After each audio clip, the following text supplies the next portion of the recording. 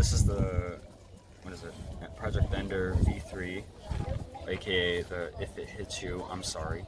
We made a couple changes. I'll let Lucas talk about that.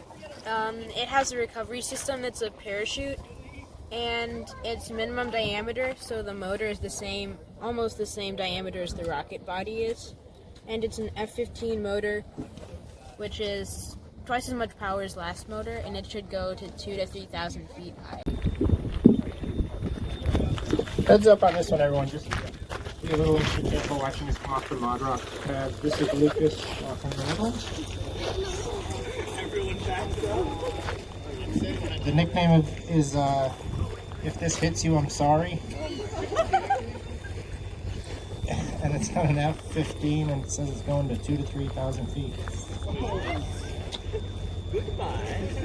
Let's do it. 5, 4, 3, 2, 1.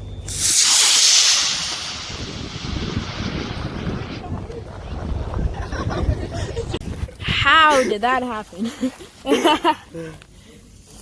I'm getting out. Okay.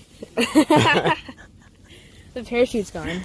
Well, at least we can reuse the body section.